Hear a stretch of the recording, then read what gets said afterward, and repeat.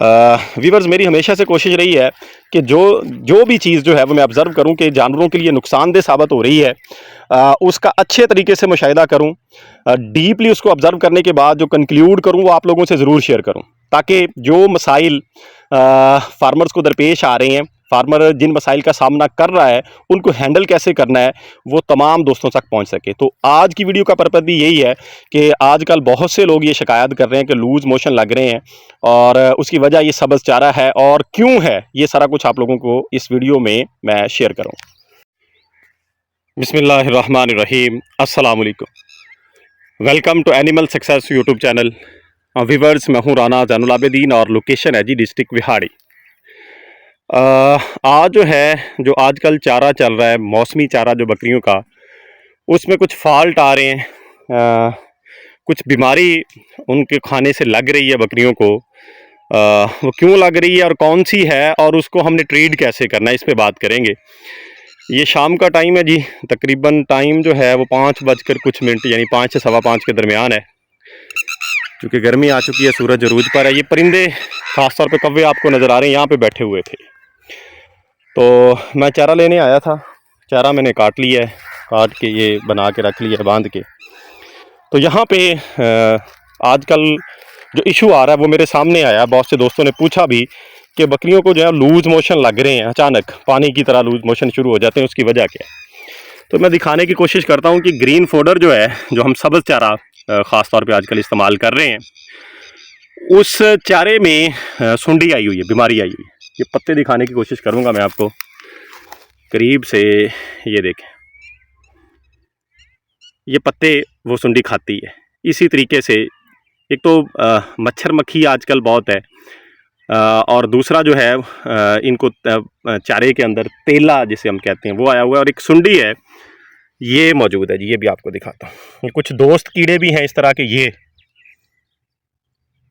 Capture करने की कोशिश कर रहा हूँ आपको वाज़े तौर पर। ये रेड सा कीड़ा नज़र आ रहा होगा, ये चारे के साथ मोस्टली चिपका हुआ है। तो जब हम चारा काटते हैं तो ये साथ ही चिपका रह जाता है। इसी तरीके से जाके अगर हम इसको कट करते हैं या ऐसे ही साबुत बकरियों को डालते हैं तो ये साथ चिपका होता है और बकरियां इसको खा जाती हैं। अब ज़रा ये तसव्वुर करें कि इस तरह की सुंडियां अगर हमारे पेट में चली जाए, इंसान जो है इनको खा ले, तो क्या बनेगा। फौरी तौर पे वोमिटिंग या पेट ख़राब, इस तरह की सिचुएशन हो जाएगी। यानी ये हम डाइजेस्ट कर नहीं करेंगे, ये नुकसान करेगी। इसी तरीके से जानवर के पेट में भी यही होता है।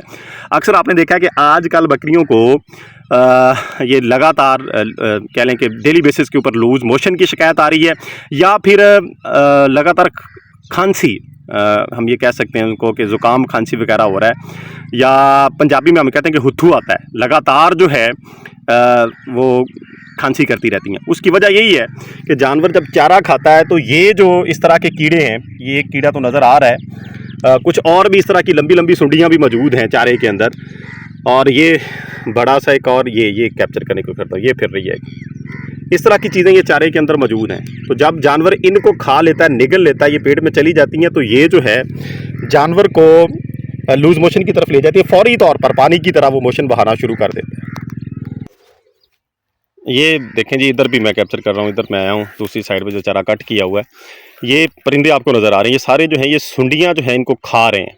तो ये निशानी है कि चारे के अंदर आजकल ये सुंडी आम है। स्प्रे वगैरह भी की जा रही है रेगुलरली, और पानी की ज़रूरत भी चारे को ज़्यादा है आजकल। ये सारे प्रोटोकॉल्स हम दे रहे हैं, इसके बावजूद भी जो है इस तरह की सिचुएशन है। ये देख लें, चारा ग्रीन है, क्योंकि अब जो है कह लें कि 1 माह ही है इस चारे का, उसके बाद जो है ये ख़त्म होना शुरू हो जाएगा, ख़त्म हो जाएगा। तो बहरहाल असल जो हमारा टॉपिक है कि जब इस तरह का चारा जानवर खा रही है, फिर एक नज़र आ गई है यहाँ पे। ये देखें, मैं नज़दीक से दिखाने की कोशिश करता हूँ। ये इस साइड पे ये फिर रही है और इधर ये चिपकी हुई है नीचे की तरफ। तो ये जो सुंडियाँ हैं जब जाती हैं, निकलती हैं, हलक से नीचे जाती हैं जानवर के अंदर, बकरी के अंदर या बकरे के अंदर, तो उनको लूज़ मोशन की शिकायत होती है, खांसी की शिकायत होती है। तो हमने क्या प्रोटोकॉल्स देने हैं? सबसे पहले तो हमने एहतियात करनी है, बचाना है जी। वो किस तरीके से बचा सकते हैं?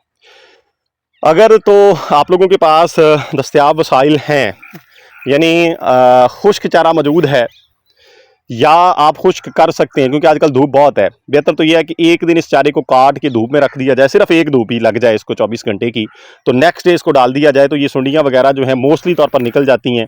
बाद में उनको जो है जानवरों के सामने डाल दिया जाए तो ऐसी शिकायत से बचा जा सकता है। तो जो लोग सिटीज़ में रह रहे हैं, टाल वगैरह से परचेज़ करते हैं चारा, वो भी ये प्रोटोकॉल दे सकते हैं कि वो चारा ला के रख लें एक दिन, नेक्स्ट डे जो है उसको डाल लें। जानवर शुरू में हो सकता है कि थोड़ा बहुत जो है वो नखरा करें, कम खाएं, आहिस्ता आहिस्ता इसको खाने लग जाएंगे। और जब जानवर इस पे लग जाते हैं तो जितना ड्राई होता है उतने उसके असरात भी, यानी उसके फ़वाइद भी ज़्यादा होते हैं चारे के, जो है लगता भी ज़्यादा है। और दूसरी चीज़ ये है कि अगर जानवरों ने खा लिया, अब हम इस्तेमाल कर रहे हैं, इसके बावजूद मतलब हमने कोशिश की कि जानवर जो है सुंडी वगैरह ना खाएं, लेकिन फिर भी ज़ाहिर बात है कि जब इतनी चीज़ें होंगी, इतनी सुंडियाँ वगैरह चारे में होंगी, कुछ ना कुछ रह जाती हैं, जानवर निगल जाता है और उसको लूज मोशन की शिकायत हो जाती है, तो फिर हमने क्या करना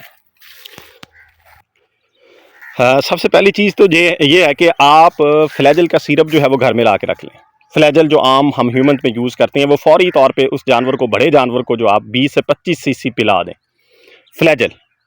कोई और प्रोटोकॉल देने की फौरी तौर पर हमें ज़रूरत नहीं है। यानी इस तरह की सिचुएशन में अगर हम फ्लैजल देंगे तो उम्मीद है कि 12 घंटे में, 10 से 12 घंटे में उसकी जो मोशन की शिकायत है वो दूर हो जाएगी, मोशन ख़त्म हो जाएंगे और जानवर जो है वो अपनी नॉर्मल रूटीन पे आ जाएगा। अगर इसके बावजूद ना आए तो फिर जो है आप उसको 8 से 10 घंटे के बाद, यानी आपको फ़र्क कोई ना लगे, तो आप उसको ट्राइबरसन और MEY काम 4-4 सीसी मिक्स करके लगा देंगे।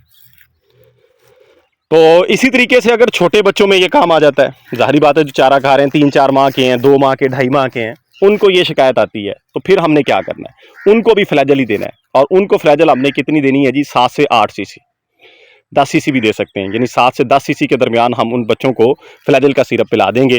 और अगर वही चीज़ कि उनको भी 8 से 10 घंटे में फ़र्क ना पड़े, तो फिर हमने उनको 2 सीसी ट्राइबरसन और 2 सीसी MEY काम का इंजेक्शन जो है वो लगा देना है। उससे इंशाल्लाह जो है वो लूज़ मोशन जो है वो फौरी तौर पर ठीक हो जाएंगे। आप दूसरी चीज़ खांसी की बात करते हैं कि यानी हलक में अगर ये अटक जाएँ, वो होता ये है कि हलक की नालियों में या गले वगैरह में कोई चीज़, ये सुंडी वगैरह अगर साथ चिपक जाए तो छींक की तरह या खांसी की तरह जानवर जो है बिहेव करता है। तो फिर हमने क्या करना है जी, तो उसके लिए हमने जानवर को काढ़ा बना के देना है फौरी तौर पे। और उस काढ़े में हमने मलट्ठी जो है उसका पाउडर बनाना है। बड़े जानवर के लिए बता रहा हूँ, मलट्ठी जो है वो 10 ग्राम जो है वो आप डालेंगे, अजवाइन उसमें डालेंगे। और तीसरी चीज़, आप उसके अंदर जो है मीठा गुड़ जो है, गुड़ वो भी आप उसमें इस्तेमाल करेंगे 20 ग्राम। 10 सीसी आप उसमें अजवाइन, 10 सीसी आप उसमें मलट्ठी और 20 से 25 ग्राम गुड़ बड़े जानवर के लिए पानी में पका लेंगे। पानी आप ले लें जितना जानवर पी सकता है, गर्मी है जानवर हाफ़ KG ईजीली पी लेगा, हाफ़ KG में इसको बना लें, सुबह शाम 2 टाइम दें, इंशाल्लाह ये सिचुएशन जो है वो जानवर की ठीक हो जाएगी। और बाज़ दोस्तों के ज़हन में ये आता है कि ये सब्ज़ चारे की वजह से हो रहा है। ये असल में सब्ज़ चारा यानी ग्रीन फूडर इसकी वजह नहीं है, वजह ये सुंडियाँ हैं। हमने इनसे बचना है। मैंने कोशिश की आप लोगों को दिखाने की, इनके नुकसान भी हो रहा है। ये पत्तों वगैरह को भी इन्होंने सुराख किए हुए हैं। ये भी कह लें कि अच्छा चारा नहीं रहता फिर इस तरह जब हो जाए। तो बहरहाल हमने कोशिश करनी है। सबसे पहले तो मैंने आप लोगों से कहा कि हमने बचना है कि ये जानवर इसको निगले ना, खाएं ना।